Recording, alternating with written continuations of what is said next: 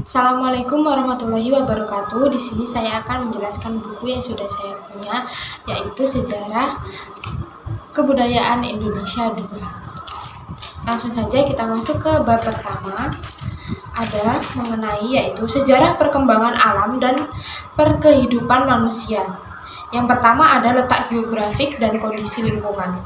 Indonesia saat ini merupakan suatu kawasan yang terdiri dari berbagai pulau yang terletak antara Malaysia di sebelah barat, Filipina di sebelah utara, Papua Nugini di sebelah timur, kemudian Australia di sebelah tenggara. Negeri ini juga dibatasi oleh Samudra India di selatan, Laut Cina di utara, dan Samudra Pasifik di sebelah timur. Semua diperkirakan ada sekitar 17.000 pulau besar dan kecil. Kepulauan ini terletak di daerah ekuatorial sehingga cukup mendapatkan cahaya matahari dan pajang hari kurang lebih tetap 12 jam siang dan 12 jam malam. Setiap tahun terbagi menjadi 2 musim, yakni musim kering dan juga musim hujan. Selanjutnya, beberapa daerah memiliki hutan hujan tropik yang lebat seperti di bagian barat, Sumatera, Jawa Barat, dan beberapa bagian misalnya memiliki hutan savana seperti Jawa Timur dan beberapa pulau di sebelah timur.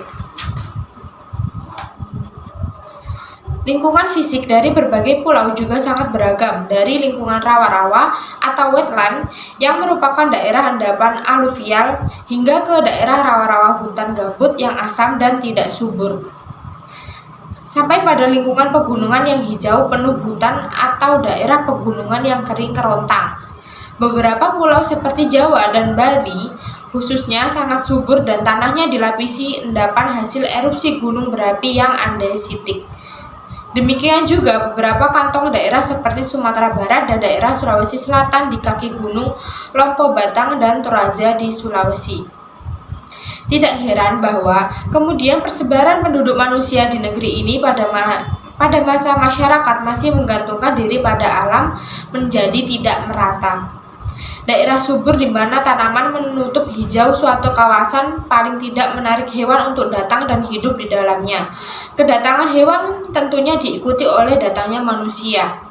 Dan beberapa daerah agaknya begitu lebih favorable untuk hidup dan yang lain tandus dan kurang mendukung hidupnya manusia. Dari masa purba, beberapa daerah meninggalkan fosil kehidupan yang relatif padat. Selanjutnya ada ragam dan perkembangan kehidupan dan manusia dari waktu ke waktu. Sebagai lingkungan hidup, Indonesia sangat dipengaruhi oleh berbagai jenis kehidupan yang terdapat di Asia di sebelah barat dan Australia di timur. Pada masa lalu, pada zaman glasiasi yang berlangsung pada zaman Pleistosen, kehidupan dari Asia melalui dataran Sunda menyebar ke Kepulauan Indonesia Barat, bahkan sampai ke Kepulauan Sunda Kecil bagian timur. Isolasi di berbagai pulau terjadi dan membentuk isolat kehidupan pada masa interglasiasi dan es meleleh memisahkan Nusantara dalam pulau-pulau karena terendamnya dataran-dataran rendah oleh laut.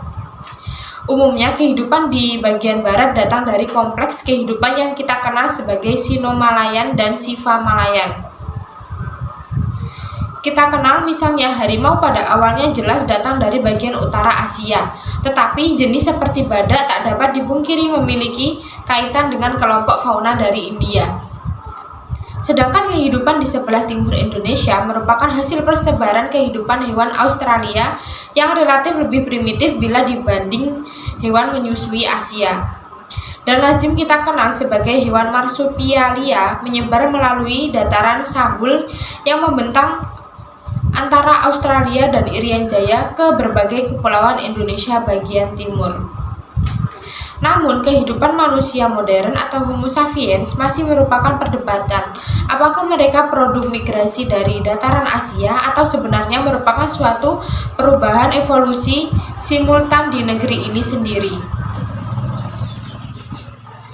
Temuan fosil manusia purba dianggap terlalu berbeda sekali dari manusia masa kini yang tertua seperti misalnya manusia wajak. Dalam beberapa buku mengenai kehidupan masyarakat manusia masa kini di Asia Tenggara yang disebut sebagai Kepulauan Indo-Malaysia, tak tak dipisahkan kehidupan di Indonesia dari masyarakat yang pernah menjelajahi Indonesia, Malaysia, hingga ke Filipina, Thailand, Vietnam, dan bahkan ke Formosa. Berbicara mengenai fauna Indonesia, artinya kehidupan non-manusia, maka ada batas jelas antara Indonesia di bagian barat garis Wallace dengan Indonesia di sebelah timur garis Wallace. Biasanya hewan di sebelah barat garis tersebut berafinitas dengan hewan-hewan Asia, sedang di sebelah timur cenderung berafiliasi dengan hewan Australia. Sekalipun ada garis Weber yang sebenarnya membatasi hewan percampuran di antara Wallace dan Weber dari kedua sisi lain, yaitu timur dan barat. Manusia di Indonesia dari barat ke arah timur memperlihatkan penampilan yang relatif beragam. Sekalipun kadang kita bisa menyatakan umumnya secara fisik mereka yang hidup di bagian barat dikategorikan secara dominan merupakan kelompok berfisik Mongoloid Selatan. Makin ke timur, kelompok masyarakat menjadi makin hitam dan rambutnya berombak atau bahkan keriting.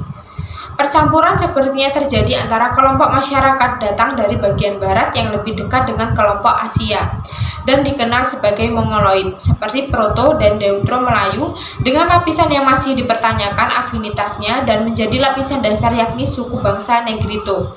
Dan kemudian kelompok masyarakat bagian timur yang lebih mendekati kelompok Australia atau Irian Jaya dan kita kenal sebagai Australoid atau Melanesoid. Banyak yang menduga bahwa penduduk masa kini, Homo sapiens, awal di negeri ini adalah kelompok Australoid. Dalam hal ini, Negrito dianggap berafinitas dengan suku bangsa Australoid. Namun, tak dapat dikesampingkan bahwa manusia Austromelanesoid atau Paleomongoloid yang belum terdiferensiasi seperti diperlihatkan oleh tengkorak wajah, bahwa ada ras yang belum terdiferensiasi ke arah mana mereka kemudian berkembang sebagai cikal bakal nenek moyang penduduk asli kawasan Nusantara ini. Kelompok Indonesia Barat dari Kepulauan Maluku ke barat hingga ke Jazirah Malaysia, bahkan juga suku-suku yang hidup di Filipina atau beberapa di Formosa menggunakan bahasa yang membentuk rumpun bahasa Austronesia. Namun di sebelah timur Indonesia kita kenal rumpun bahasa Melanesia dan Polinesia. Selanjutnya ada teori multiregional dan replacement. Penemuan-penemuan mengenai kehidupan manusia masa lalu di Indonesia sebelum persebaran berbagai suku seperti disebut di atas memberikan gambaran bahwa negeri ini sudah dihuni manusia yang dikategorikan sebagai manusia purba atau lebih dikenal dengan nama Homo erectus sejak masa awal Pleistocene.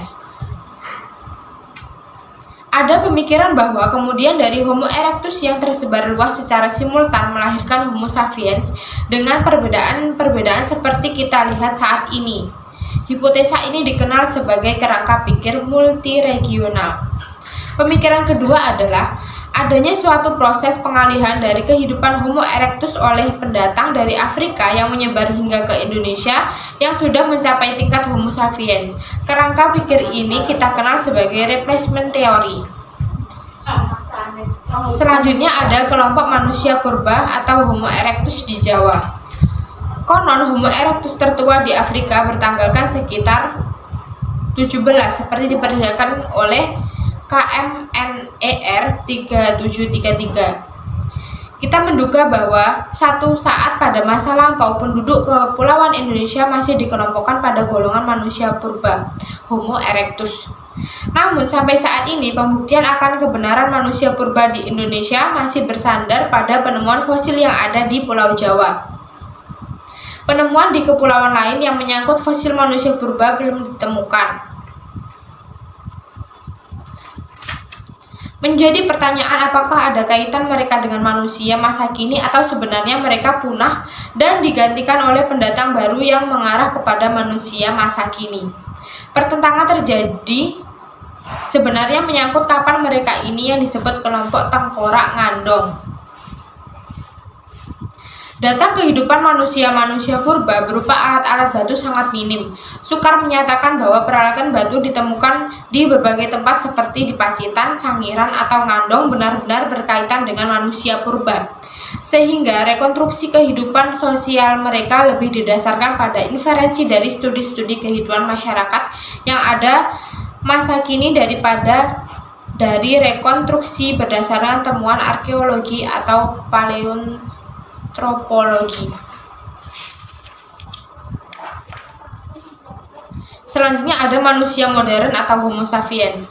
Kelompok manusia masa kini di Indonesia sering dikelompokkan dalam beberapa bentuk yang disebut dengan istilah seperti Mongoloid atau seperti manusia Mongol. Kemudian ada kelompok Australoid seperti Australia atau juga Austromelanesoid, mirip penduduk asli Papua atau Australia.